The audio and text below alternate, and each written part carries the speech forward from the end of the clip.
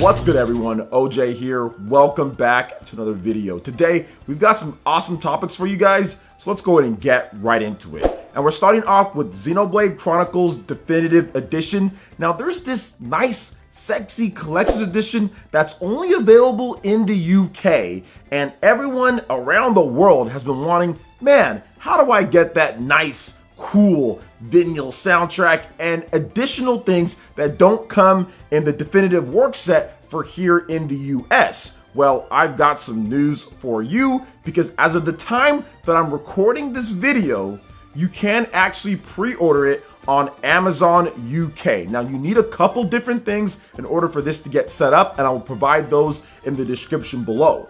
First, you need an Amazon UK account. So you go there. I'm pretty sure they speak the same language as most of us when it comes to English. So you go there, you make an account, no problem. Next, you need a forwarding address to where they'll ship it from there. Now, don't be fooled by when it says won't ship to United States. Just use the forwarding address after you make your account and after you actually purchase it, and use the forwarding address in order to get that sent to your United States address, and bam, you have the better edition for Xenoblade Chronicles Definitive Edition's collector's set. And this set looks to be really nice. Heck, you might buy it and then say, hey, you know what, maybe I don't want it. Maybe I can actually sell it, or I can do something else with it, or it's going to be a collector's item, because a lot of people aren't going to be able to get their hands on this one because US, like always, or like Nintendo of America, have decided to go the little bit cheaper route. Not even a little bit, a lot bit cheaper route when it comes to Xenoblade Chronicles Definitive Edition. We just get like an art book and nice packaging, but we don't get the rest of the stuff that Amazon UK is getting for the UK users.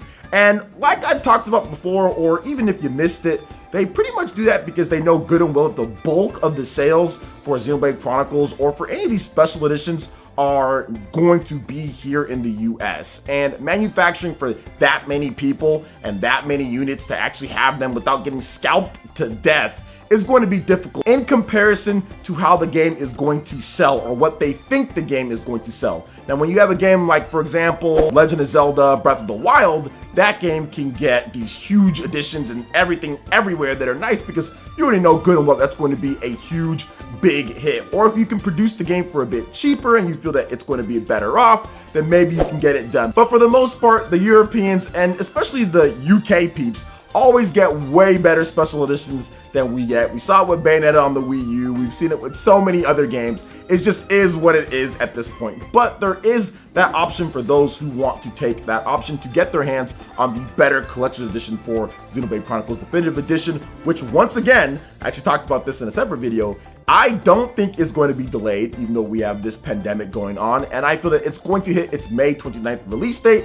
And despite what some people might think, I think it's still going to do very well, because Xenoblade Chronicles fans, while we're not as big in terms of numbers when it comes to Zelda or Mario or some of Nintendo's other IP, people are going to find the way to get the game, whether it's going to be digital or getting the game physical some way, shape, or form. And it comes out May 29th. So hopefully things improved by then. We do have some time till the launch of the game. So what are you guys' thoughts when it comes to Xenoblade Chronicles Definitive Edition getting the better collector's edition? Are you guys gonna do this? Has it already been sold out on Amazon UK by the time that you're watching this video? Let me know your thoughts in the comment section below. All right, and moving on to the next topic here, we have a big reveal from Sony, because they have shown off for the first time ever some actual concepts of the PlayStation 5 hardware. Yes, we have an actual visual of it, and that's the PlayStation 5 controller. And it's not called the DualShock 5 or anything like that. It's called the DualSense because of what you do when you play the game and what Sony's trying to tell you that you can sense within the game. So they had a huge blog post talking about this, and I actually talked about this quite a bit on my live stream, but I wanted to go over it in a formal video because this is a pretty big deal considering how kind of different this looks and the opinions that were on the internet. So many people loved it and hated it, said that it was too big, even though probably the same size as the normal DualShock 4, and there was all sorts of opinions all over the place. So let's go ahead and get right into what Sony had to say and how this is going to be the next evolution of controllers, the next generational leap, according to Sony. So they talked about all sorts of stuff in terms of how to put in the features and what they're going to be doing. So I wanted to start from the top from there. So, quote, "We've reached an exciting milestone with the PlayStation 5 as we're starting to ship our new controller in its final design to developers who are implementing its unique features into their games. But first, we wanted everyone in the PlayStation community to get a first look at the DualSense wireless controller and hear our vision for the new controller that will captivate more of your senses as you interact with the virtual worlds in PlayStation 5 games. The features of the DualSense, along with the PS5's Tempest 3D audio tech, will deliver a new feeling of immersion to players.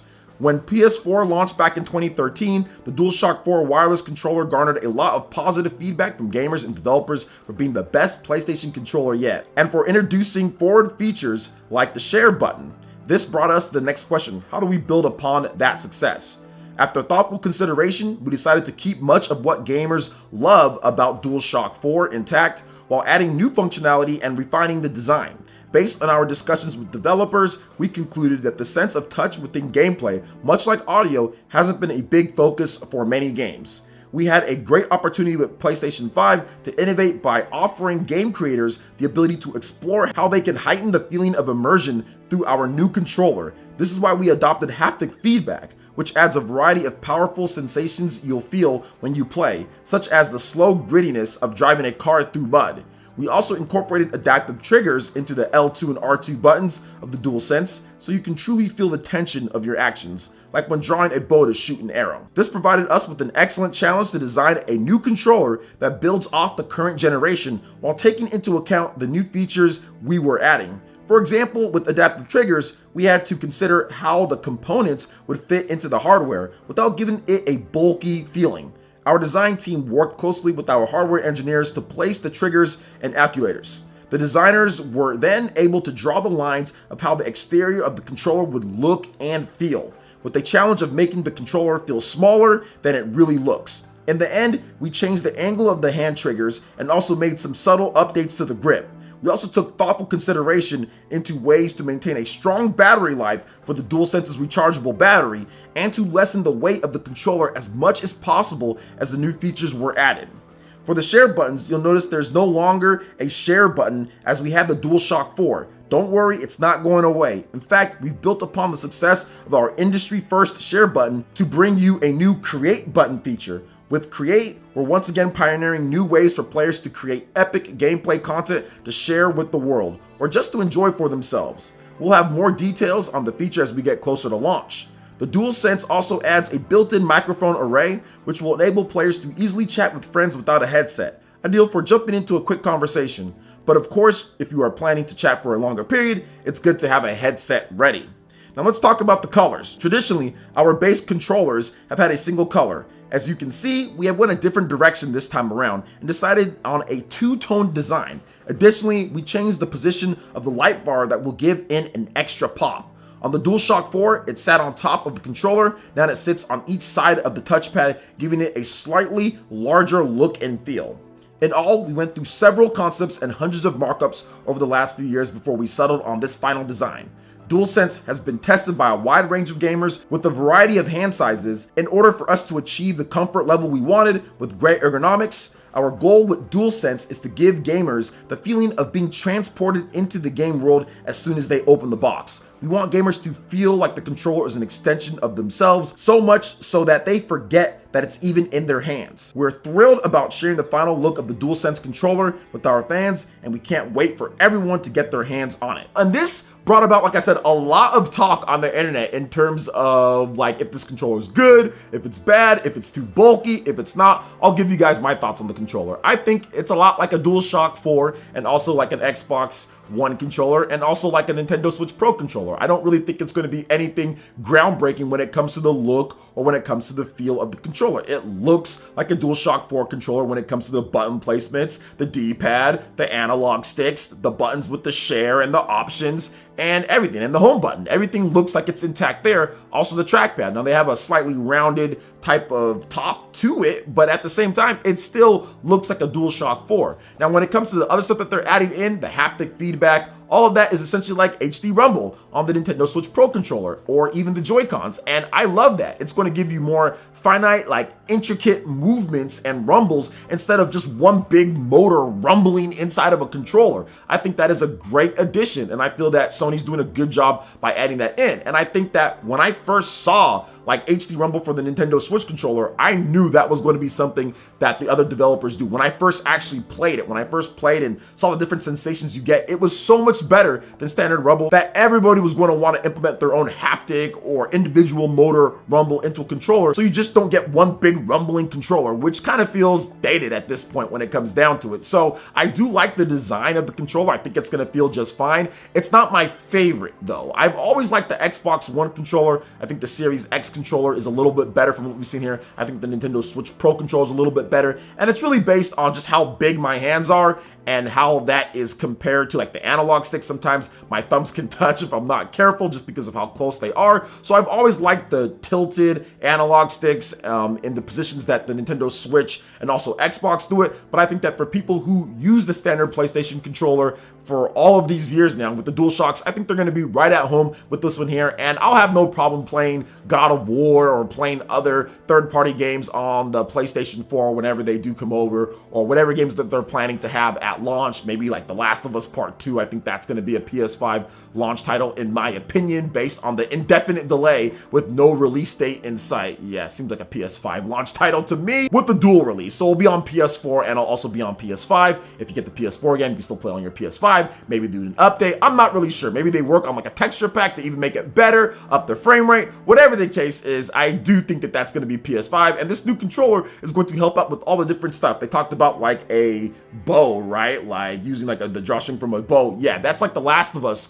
right there, you know? So I think that they're going to implement this really cool haptic feedback and all of that into big games like The Last of Us, and it's going to be pretty awesome. I think it's going to be good, and I think some people are maybe overreacting just a little bit when it comes to the controller. Now, it would have been nice to have like maybe like a game announcement or two to give us a little bit more than just a controller, but hey, it's better than what we got last time from them, which was that boring GDC talk, which they probably should have just put the controller and the talk in the same thing. Then it would have been much better in terms of things, but hey, whatever. Sony can do what they want. They're their own company. But what do you guys think about this controller? What are your thoughts on the new features and the sense and how Sony's vision is portrayed to gaming? Let me know your thoughts in the comment section below. All right, and moving on to the final topic here, Masahiro Sakurai has talked about the work on Super Smash Bros. Ultimate Fighters Pass Volume 2 and how things are completely remote at this point in terms of work. So that could create some problems or some issues, but he's continuing to work remotely with Bandai Namco and his team in order to get the job done. So Super Smash Bros. Ultimate still has a few DLC characters to go before the game is complete. And with the CV going around,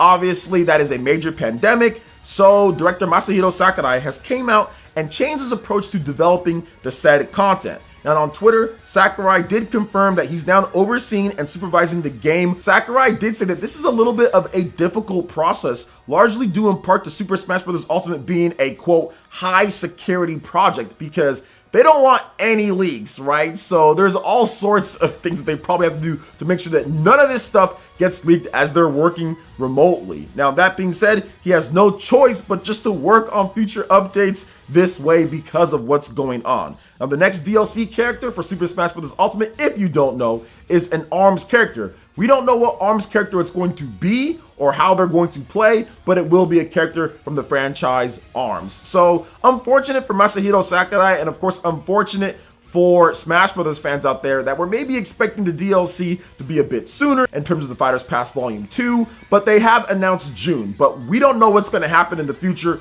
We don't know if there's going to be more delays or what could be happening because of this. We just have to wait and see. But Masahiro Sakurai, man, he is a winner. He's a guy that has a relentless work ethic. He has been doing this for so long, and I think that if anybody can get the job done with the circumstances that are going on with the high security and with CV and everything, it's Masahiro Sakurai. So I have utmost confidence and faith in him that he can probably relax a little bit more too now, because at least he's at home, so he doesn't have to worry about driving or doing other stuff like that. So at least he's at home, he can relax, he can kind of take a little bit of a break if he needs to take a break. Maybe, probably not, considering how Masahiro Sakurai is, but I'm just happy that everybody is safe and they can work remotely and they can be at home and they can continue their work on this franchise because this game is absolutely incredible. Even still to this point, people still buying Super Smash Bros. Ultimate, still the best-selling fighting game out there. So what do you guys think about all these different topics that we discussed here? From the Xenoblade Chronicles Definitive Edition Collector's Edition from the UK, to what's going on with the PlayStation 5 controller and the reveal with the features,